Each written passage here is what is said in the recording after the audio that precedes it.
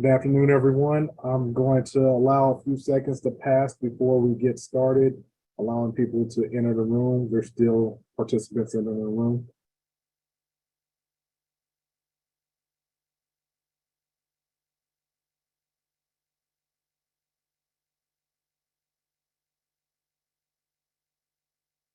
I think we're good to go. Good afternoon. My name is Demetrius Pyburn. I'm an associate here at Haynsworth, Sinkler, Boyd.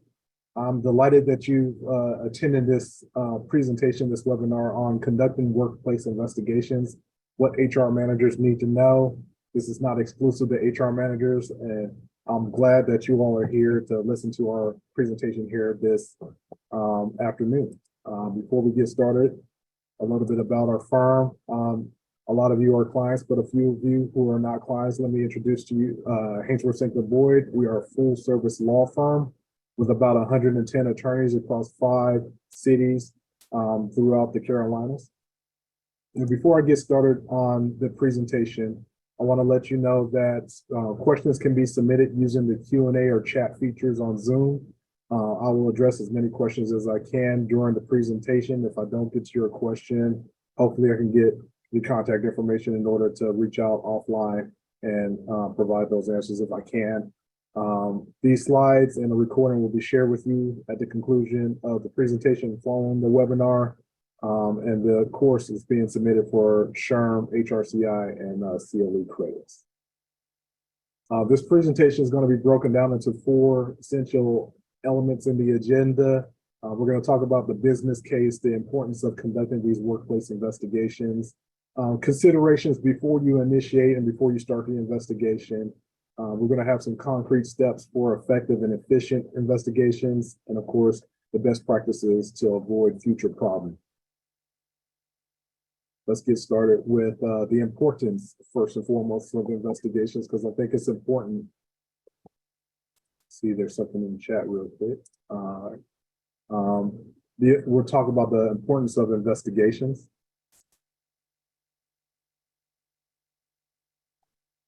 In the workplace, there are many problems employees might highlight, and any employee problem has the potential to swelter up to a bigger problem if not properly addressed.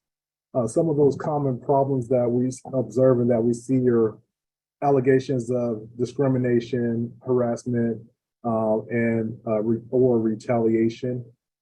Employers who conduct workplace investigations when an employee, contractor, or intern, or any other individual make a complaint, particularly when it comes to illegal harassment, discrimination, or retaliation. Other potential problems, I didn't want this presentation to be exclusive to discrimination or harassment because there's many other employee problems that are ripe for investigation, which would include problems with theft or destruction of personal or business property, harm or death to that property. Workplace safety concerns and accidents require investigations. Investigations are an important step for employers to comply with their legal obligations to prevent or address many types of employee conduct or misconduct. There are some legal pitfalls associated with these employee problems. We've discussed about the discrimination, retaliation, and harassment claims. There's also, legal pitfalls when it comes to the negligent hiring, retention, or negligent supervision of certain employees. Those are legal pitfalls as well. Any type of violations to labor agreements or handbooks, privacy concerns, and finally, defamation and libel could be potential legal pitfalls associated with those employee problems. So why is it so important to conduct workplace investigations? And I wanted to keep this business reason first and foremost. Investigations provide a defense, a legal defense, if an employer took reasonable steps to prevent and properly correct inappropriate conduct. Now, a well-done investigation can help to resolve workplace conflict and to reduce the risk of legal liability. A poorly done investigation, however, can undermine that employee confidence in the organization. It can exacerbate workplace conflict, and it can expose the employer to legal liability.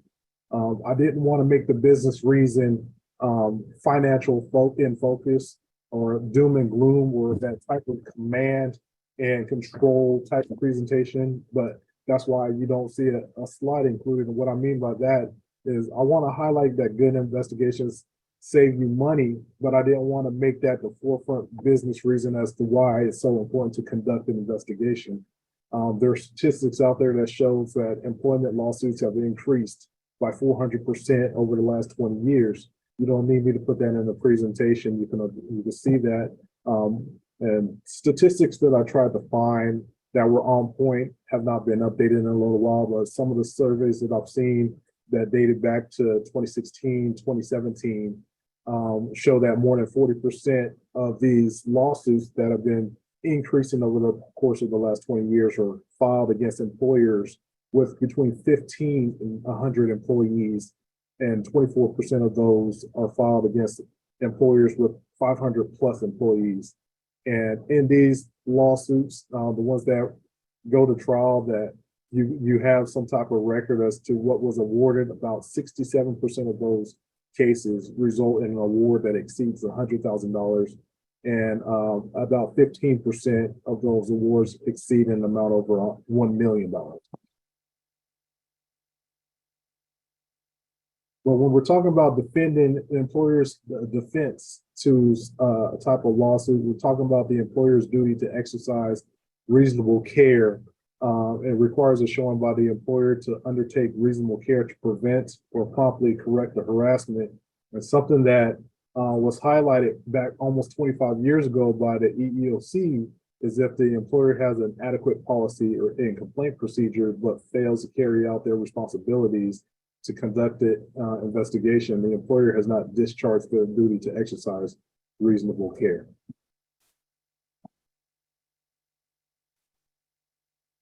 So, the benefits of good investigations, increasing the employees' trust and morale within the organization. When you investigate and deal with these problems quickly, it encourages the employees to come forward with their issues and concerns. This means you hear about workplace troubles right away before it has a chance to grow to that sweltering that I discussed a little bit earlier and into a more serious problem. Your workforce will become, more comfortable with coming to HR or senior management if the employee feels safe that recording their concerns as there's an environment that supports that. Reduces damages to the, employer's reputation.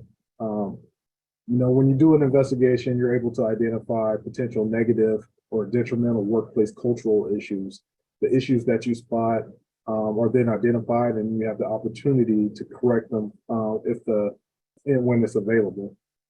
This presents an opportunity to create a positive workplace culture that enables your organization to shift to a more friendlier place to work for your talent. Also makes you more marketable to when jobs open up in the future. You have employees that are willing to vouch for your organization, and it makes it a lot easier when it comes time to recruit and retain employees.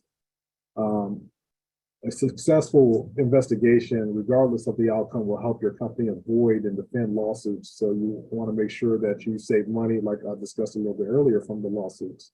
If misconduct occurred and it stopped, liability potential is reduced. If it did not occur and the finding is properly documented, then you've developed a solid defense to any formal employee lawsuit. Either way, it's a win-win.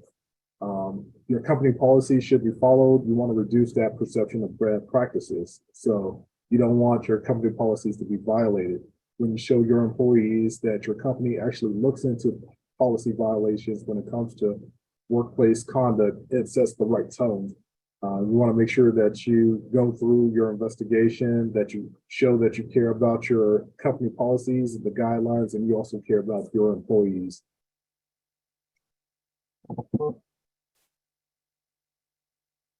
The objectives for the investigation, you want to make sure that you're prompt in in the initiation of the investigation.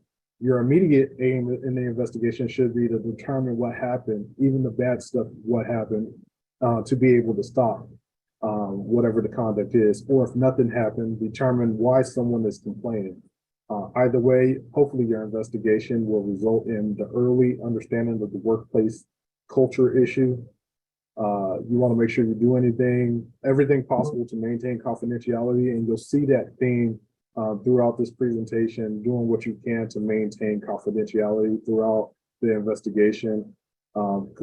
If the complaint has merit, you want to make sure you decide the appropriate discipline and how to reduce the risks and reduce future occurrences.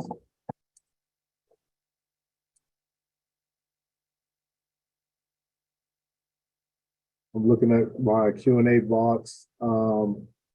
And Richard, I am going to address your question about when it's wise to bring in an independent third party to conduct the investigation. We're getting ready to talk a little bit about that in this section when we talk about this considerations before investigations. When to initiate an investigation, and I put on the slide when any information comes to light regarding a potential violation of the law and/or company policy. But if the employer receives a complaint of, a significant or serious nature, and it's uncertain as to whether or not that circumstance occurred, an investigation should be utilized to determine the facts surrounding the incident. But if we're talking about a minor challenge, some type of attitudinal issue or a disagreement between staff, that won't, often lead to a workspace investigation. Also, if there's no uncertainty as to whether or not something happened, which resulted in the complaint, an investigation will most likely not be required, as the facts are not at issue and they're not in dispute. It's important to keep in mind when we're doing these investigations, the objective is to obtain factual information to determine whether or not a response or a specific action is required. So that no information is missing or there's nothing in doubt, chances are an investigation is not needed.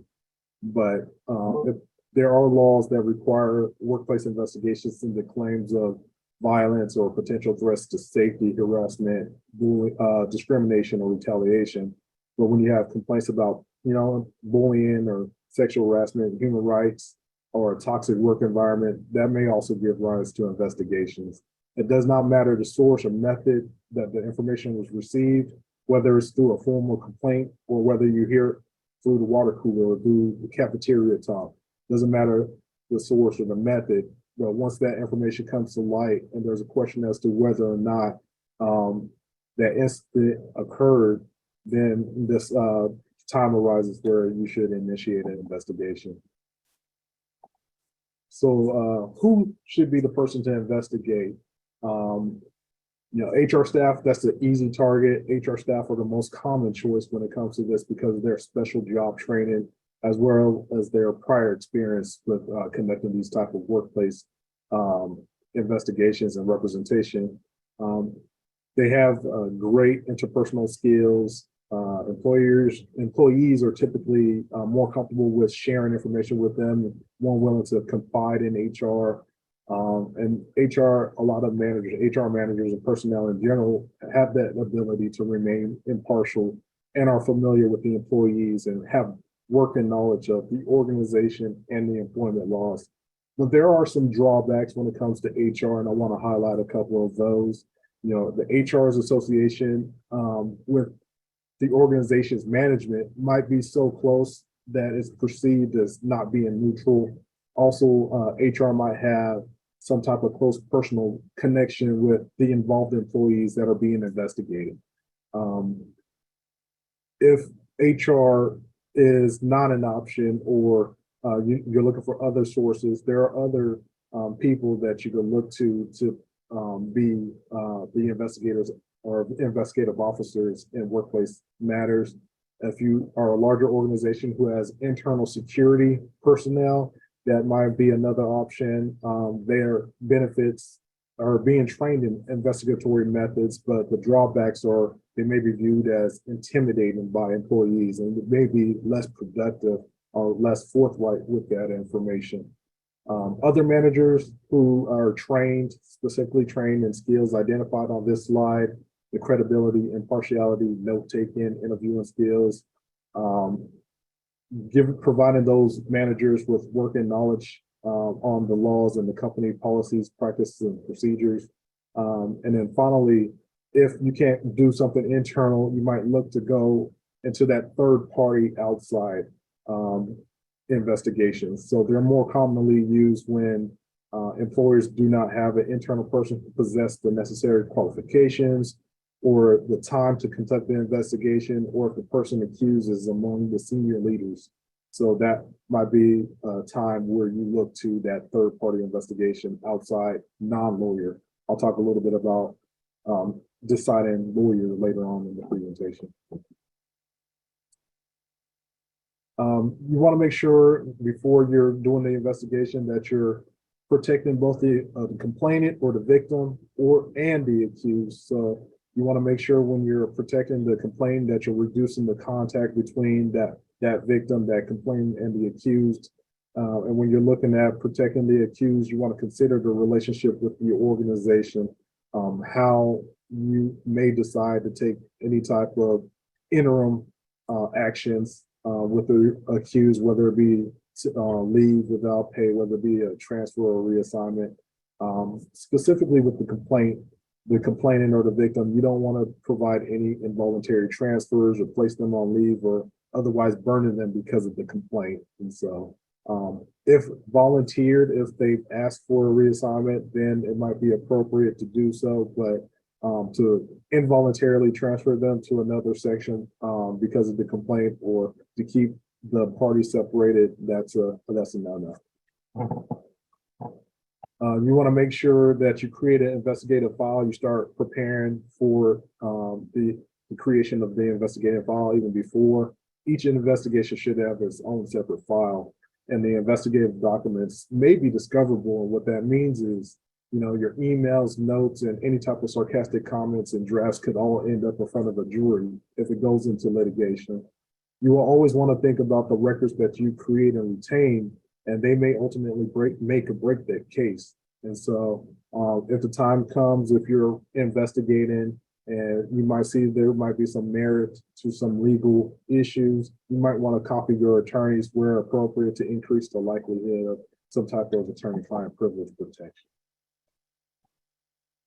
Other considerations is the investigation itself an adverse action, whether the accused can or should be suspended with or without pay. I've discussed a little bit of that earlier. We'll talk a little bit about that in our steps for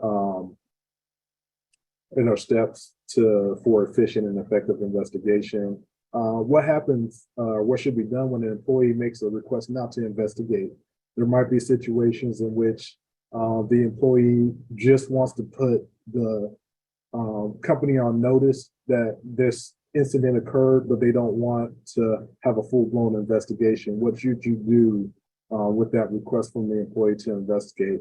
Whether it's a have to, if the law requires it, or whether it's a should, for some of the things that are not violations of the law when you don't investigate, but there's considerations that you have to, considerations that you have to have. When should you decide to hire an attorney to investigate? You know, attorneys have, investigators have ethical and privileged considerations.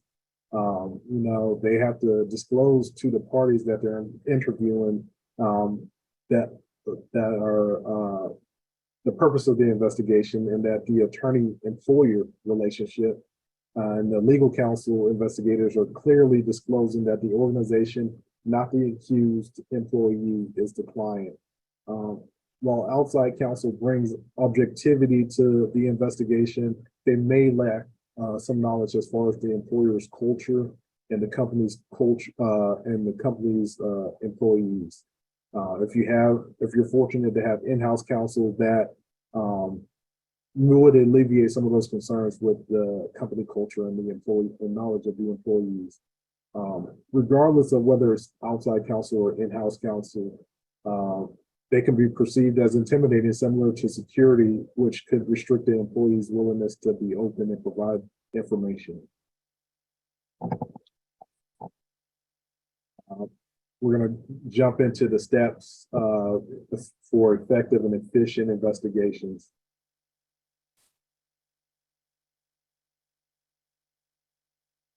So after receiving the investigation, of the information that triggers the investigation, you really want to prepare your strategy. And that's step one. Investigation must be planned to be effective and properly executed.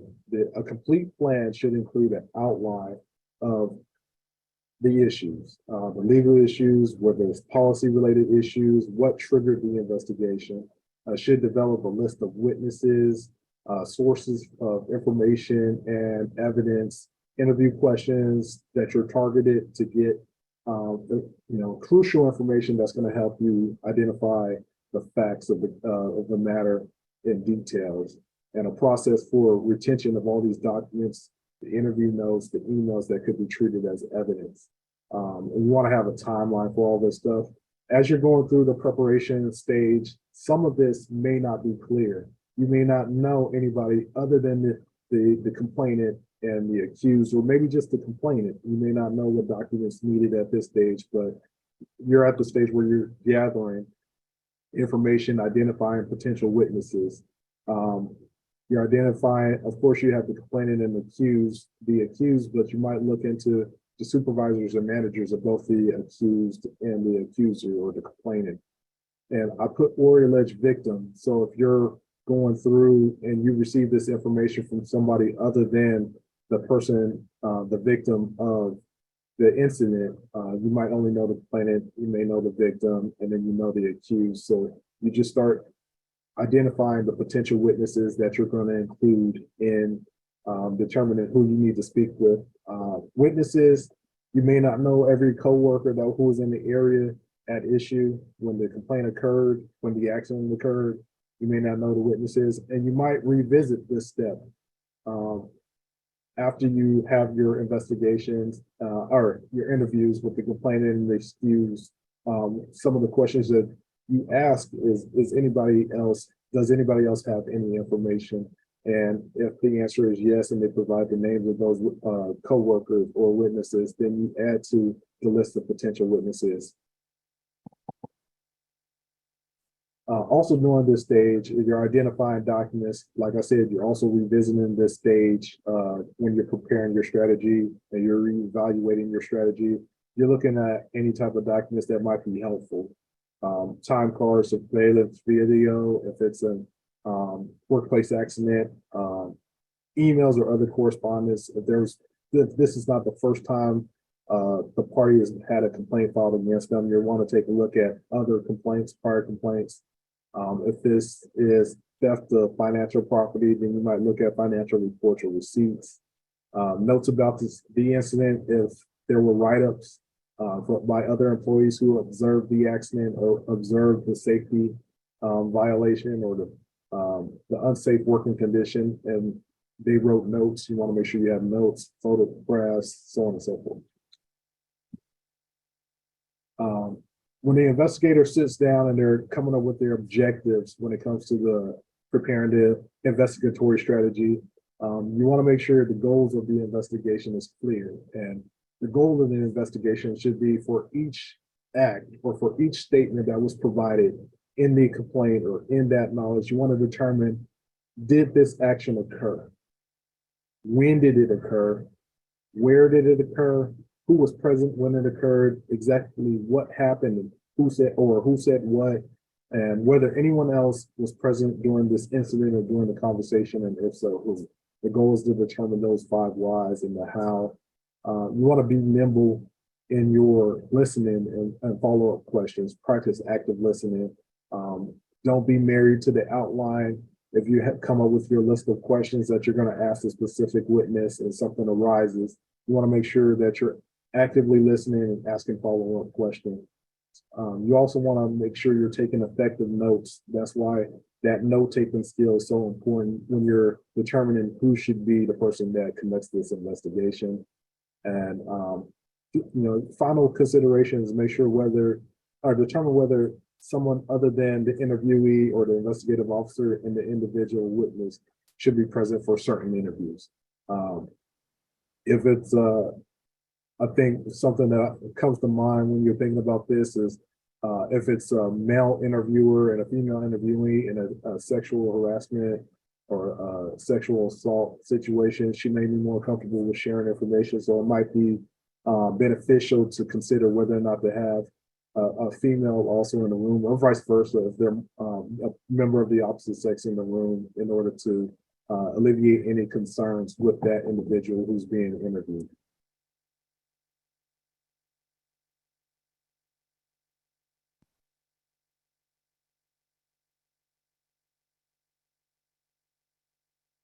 When you're looking to interview parties, preparation is key. When you're conducting your initial strategy in step one, you're coming up with the outline of questions that are going to get to you your 5 whys and your how, but you want to make sure you avoid loaded, accusatory, or multiple questions. And what I mean by that is, in a situation, I'm thinking of an example where someone in your business, if you have a retail shop, determines that there was some merchandise missing when they did inventory.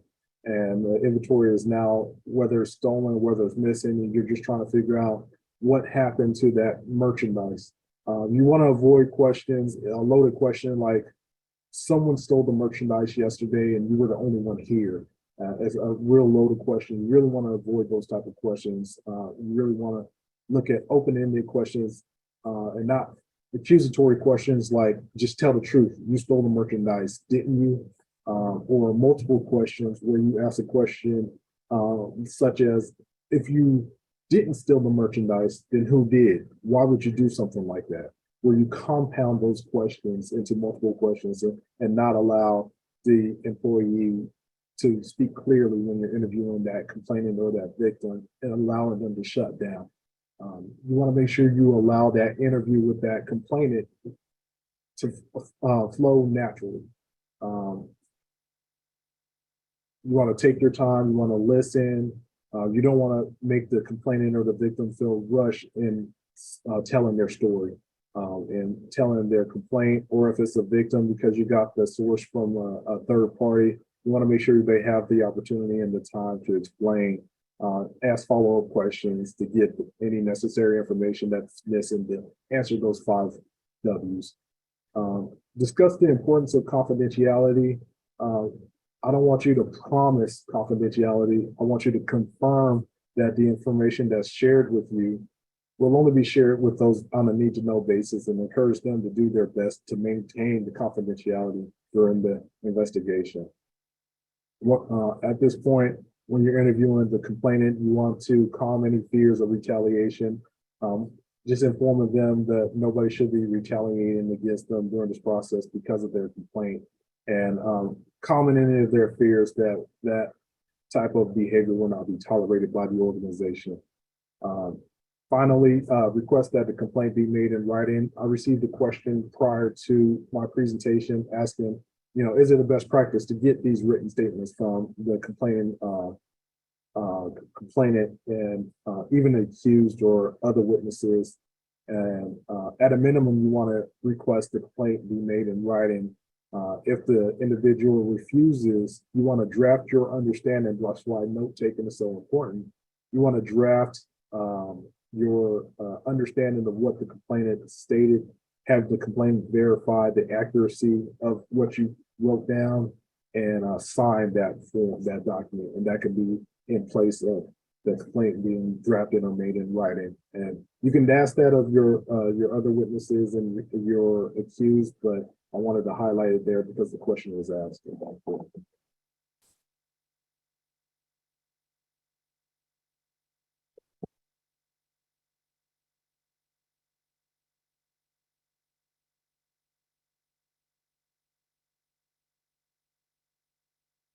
So continuing on with the interview of the complainant or interview with the victim, there are specific goals that you're trying to reach. You're trying to develop the facts using your broad, open-ended questions and asking follow-up questions.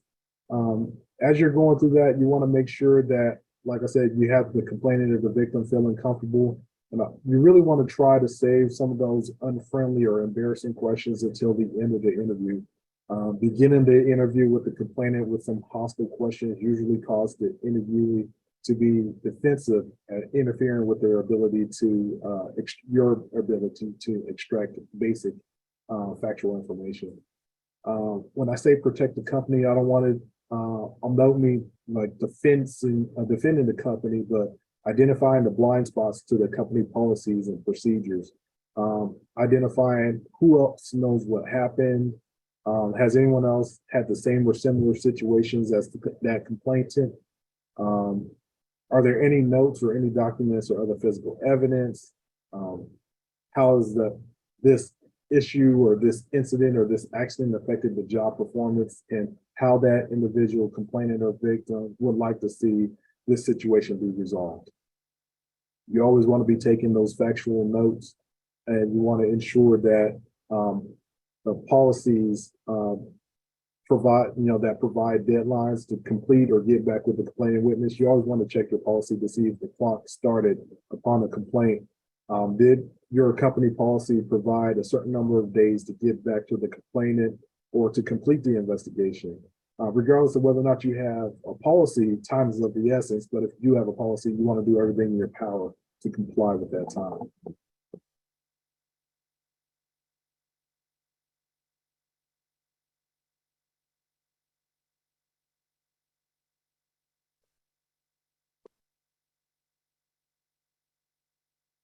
During step 3, during the stage, you're obtaining documents and identifying witnesses. When you're identifying which documents to glean, you want to look at potentially the complaining employee's personnel file, the file of the accused, documents related to the employer, emails, texts, those tapes, etc. You really want to go through this step, and you might determine, or you might need to determine what the best method is to obtaining this information, obtaining these documents. What method should be used for securing that information, whether it be asking directly to parties.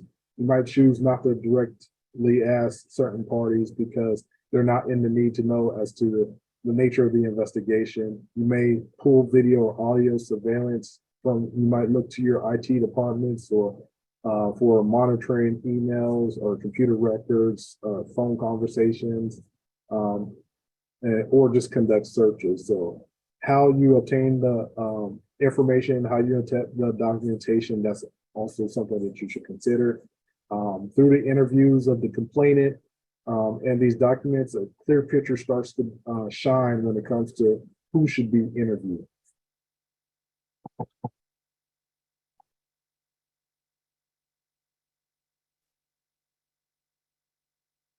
Interviewing the witness and accused is the next step. The order of these witnesses should be strategic. There's no set right or wrong rule as far as how to order the witnesses, when you should interview the witnesses, when you should interview the accused. Should you interview the accused right after the complainant or the victim, and then interview the witnesses, or vice versa, where you get the holistic view of what everybody else knows before you invite the accused in? That's a case-by-case basis. But when you're interviewing the witness, the purpose of that investigation interview is to obtain the truth and preserve the integrity, the dignity and respect of the interviewee. You have to understand the interviewee. You have to, through that understanding, you have to assess and determine the credibility of each individual witness. As you're interviewing these witnesses, you begin to develop a working hypothesis. You advise them, of course, of the importance of being honest, and you're asking the right open-ended questions in order to glean information, glean those 5 whys, and start to build the foundation as far as understanding of what happened or what did not happen. Circle back if needed. This is not at step 4, interview the witnesses and not go back. If you're interviewing these witnesses and new information arises, whether it be through additional documentation that was gained or subsequent witness interviews bring up something that you need to circle back, feel free to circle back. This is not a linear investigation. You may need to have to go back to ask a few more questions with other witnesses. interviewing the accused, it's only an investigation. This is not an interrogation. So you need to make sure that you're organizing your topics and your questions. Consider how much information you're going to disclose and when to disclose. There should be a careful consideration as far as the order of the questions and the type of questions that are asked. During the interview, you're really making a determination when you ask general response to the complaint, follow up with specific questions to each comment or action that not only they brought up in their general response to the complaint, but also to each allegation within the complaint. During the interview, you want to determine whether there's any possibility or any motive for a false accusation. If there's any documentation or other physical evidence that would support the accused's position. If there are any witnesses that would support the position of the accused, and if any third party would have any relevant information with regards to that incident. And you also want to document the interview, document. Similar, the discussion of confidentiality, you can't, you try your hardest to maintain confidentiality, you enforce it the best you can, but you let the accused know that information is going to be brought up on a need to know basis and for them to maintain the confidentiality during their during the portion of the investigation. You warn the accused against retaliation and the penalties, but you also warn them against non-business contact with the complainant, especially if you have not decided to take any interim actions, those type of schedule changes, transfers, or paid leave.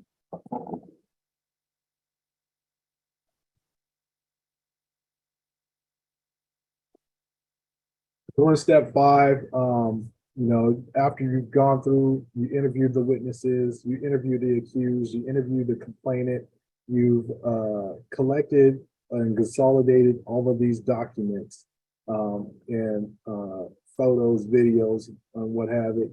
You evaluate the findings and the evidence. When you consider this step, the investigator is evaluating the evidence to determine credibility. Did the person's body language and tone indicate truth or deception when you're considering the witness's demeanor? The accused, the complainant, the witnesses, you're looking at their demeanor. Did you identify something specifically when you observed them, not just taking notes of what they were stating, but your physical observation of them? Did they give anything with their tone or their body movement, body language, their jittery nature that kind of gave you indication of some type of truth or deception? When considering each statement alone, without looking at the totality of the information, did either the accused or the complainant's story make sense? Was that testimony believable? After consolidating the physical evidence and the documents received during step 3, and if you kept going back around, learning new information, gathering new documents, did the documents and the physical evidence tend to support one witness's account over another? When you're looking at the witness statements as you're going through and you're evaluating the investigative findings, is there anyone else saying something similar that corroborates another party's account? You begin to group some of these witness statements based on corroboration and a light starts to shine as to what happened one way or the other. Did the witnesses or a person have a reason to lie? As I discussed in the previous step, when you're interviewing the accused, that answer might be yes, or a motive might have been outlined by the accused when you did that interview. Did the witness or person have a reason to lie? And if there's a history of past behavior, you've pulled past complaints if they were available, or during the interviews, you've learned or gleaned that that accused party might have had a history of this type of conduct, or multiple people had issues with the same individual for the same reasons.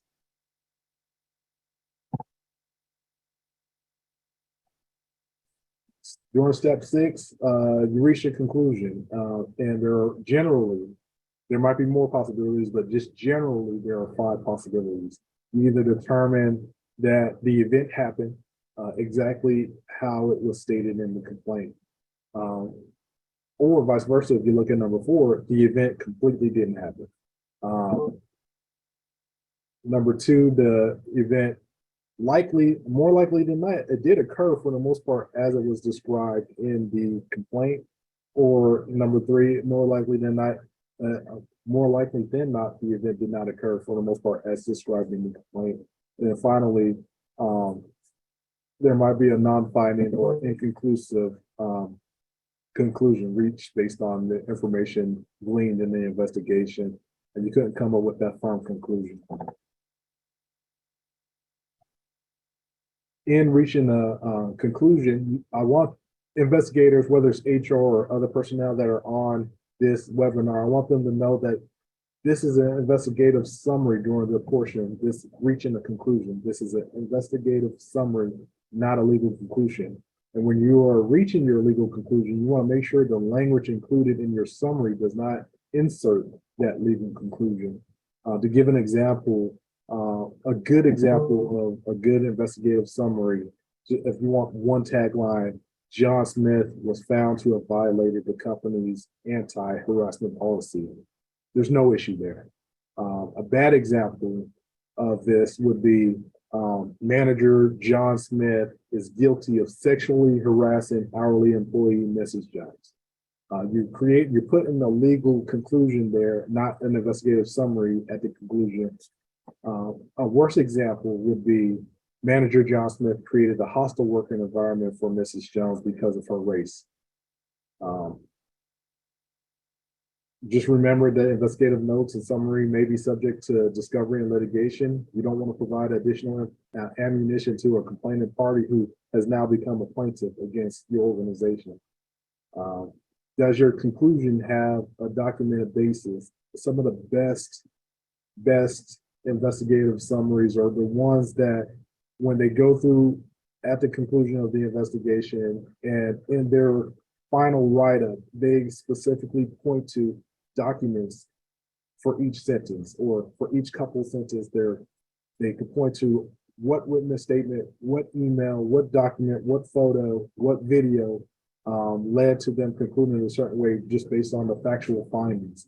If one witness said this and they included that in the sentence, they point to that statement itself and say, employee Z said this, employee Y said this, based on this email exchange between this manager and this employee, this said this, and the conclusion, whatever conclusion, had a documented basis based on past witness statements or documents.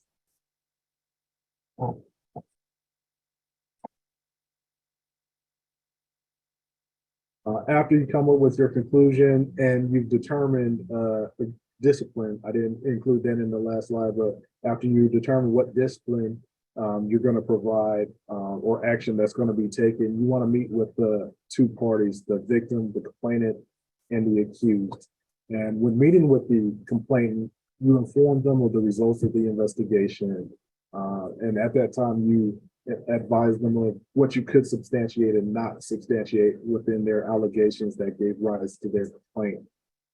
Protecting the company, again, you want to assure the complainant that you did take their complaint seriously. And finally, you want to schedule some follow-ups with the complainant as appropriate to ensure their well-being. Be proactive in that scheduling of the follow-up. I can't stress that enough.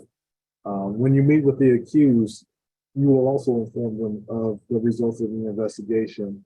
But at that time, you'll also advise them of the action that will be taken as a result of the investigation, whether it means additional training for the accused, transfer to a new assignment, or some form of other type of discipline or adverse action. Whatever discipline that's been determined, you want to make sure that's consistent, properly documented, and you want to warn against retaliation. The discipline that you choose, you want it to be punitive warning and highlight the expectation of future conduct. And what I mean by that is If you decide to suspend the employee, it should be a suspension, which is that punitive warning, and the suspension should have explained upon the return the expectation of how you want that employee to conduct themselves in the future. You want to also schedule follow-ups with the accused if it's appropriate. Before moving forward and talking about step 8, I want to, you may decide at this time to maybe step 7.5, before you move forward with finalizing your investigative report. You might decide to, if it's determined that the allegations are substantiated, you might want to add an additional step to stop the misconduct, to stop the safety issues and ensure that it does not reoccur, along with countering the effects of the misconduct on the victim's life. So enacting corrective measures to make sure that it doesn't happen in the future is something that you would probably characterize this step in between closing out the file and meeting with the parties. But as I stated, finalizing an investigative report, you want to compile all the relevant documents into an investigative file. You know, in this step, you want to avoid self-inflicted wounds. And what I mean by that is I've seen this too many times where the main cause of unfavorable litigation or outcomes in employment cases is a lack of documentation. Not compiling documents, not drafting documents, not compiling interview notes, not with emails. We did. I get the complaint. We didn't want to put a lot of things down in writing in the situation, but when you're contemplating whether or not to do that, I want people to ask themselves this question: can I prove it if the employee denies it? If the answer is no, do more when it comes to documenting everything carefully. And that's something that if you get nothing else, I want you to get that when it comes to investigations, document everything carefully. All complaints, and like I said, if you want the complaint in writing, and if they decline to write, you want to make sure that you write it down to the best of your ability, allow them to review what you wrote down for accuracy and sign that form. Documentation on all the interviews, all the relevant documents, photos, and other things that were included into making your decision with regards to the investigation, physical evidence.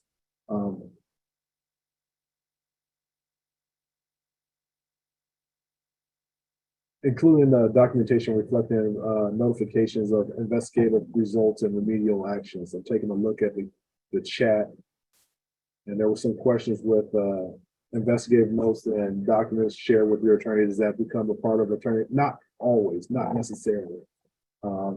Sharing every little bit of information that does not automatically result in attorney-client privilege or some type of protection.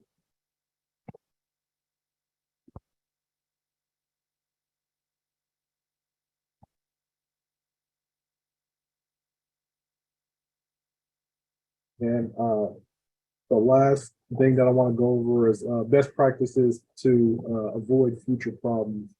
And I broke this up to, like we're discussing, we're not just discussing harassment, retaliation, discrimination. Those may make up the bulk of the types of investigations, but they're not solely the only investigations that are going to be conducted. But tips for preventing those type of complaints is informing the employees that harassment is prohibited, and that may be through trainings, and that may be done just with postings throughout the organization as to what the company's policies are when it comes to harassment, bullying in the workplace. Identifying who employees should contact to discuss those type of questions or concerns. You want to make sure that it is noted and people in your organization know who they could go to when it comes to providing their complaints or providing their concerns. Creating that culture to assure employees that they won't be punished for asking those questions or sharing those concerns. Responding to those questions and inquiries promptly and effectively. We've identified early in the presentation when these investigations should initiate. And just kind of going back to, these employee trainings, when it comes to these, you might decide to use annual trainings, whether it be in person or online trainings, to try to curb or prevent harassment. And I made mention of command and control type of presentations where it's the doom and gloom. This is what's going to happen to the company if you, harass or you discriminate against a peer. And given these, in a lot of companies, a lot of management like command and control presentations because it gives those expected behavioral do's and don'ts with statistics. But it flies in the face of everything we know about how to motivate employees. And so when you're informing employees that harassment is prohibited and you're using these kind of trainings, you really want to come at these trainings and you want to have the theme of the training of who we are trainings instead of command and control, and who we are as an organization and what we stand for as an organization. Decades of social science, point to one simple truth is that you're not going to get employees on board with these type of programs by blaming them and shaming them with rules and re-education. You really want to, educate them about the culture and that the culture does not support.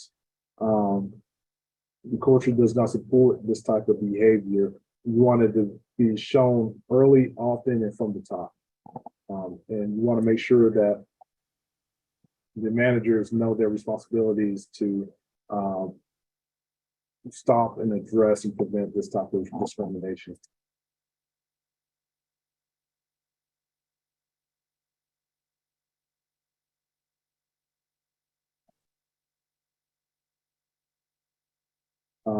Reinforcing that you will be protecting confidentiality of the personnel that report these harassment. Kind of gives them that layer of protection that the employer is going to take care of them to the greatest extent possible. Training these managers and requiring managers to respond appropriately to harassment. That means not just trainings with the employees, but trainings with the managers as well on the company policies and what to do and who to direct these complaints to.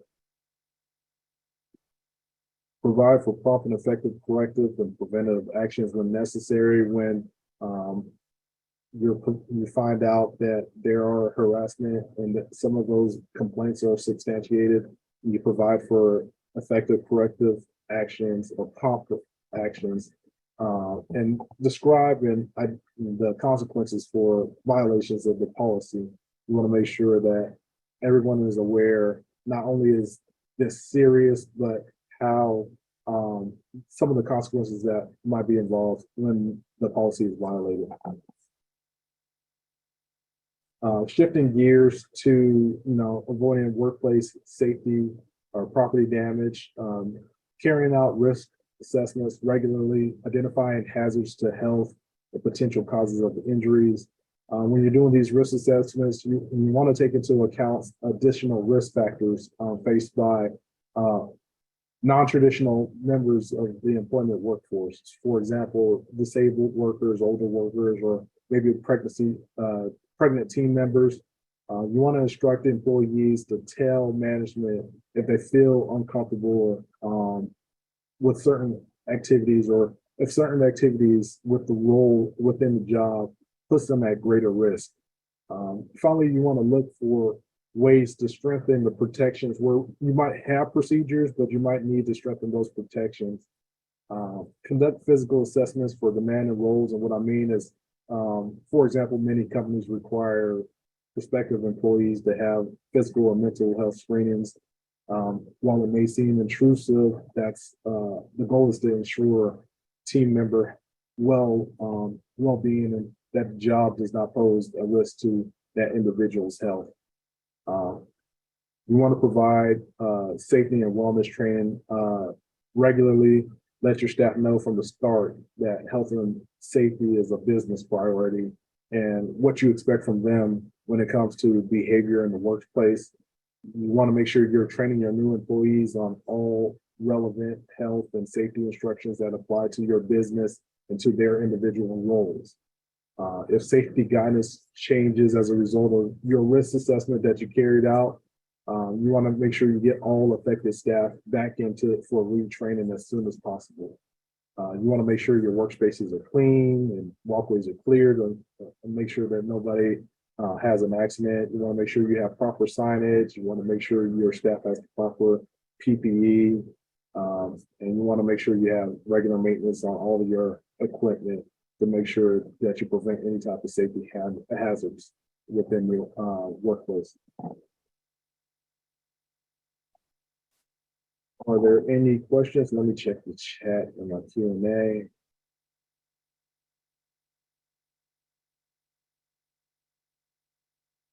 A copy of this presentation will be provided.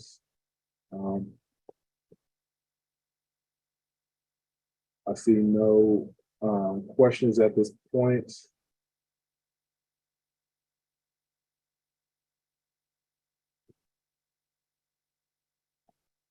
I'd like to thank you all for attending this webinar. If you have not already done so, please subscribe to our blog, scemployersblog.com.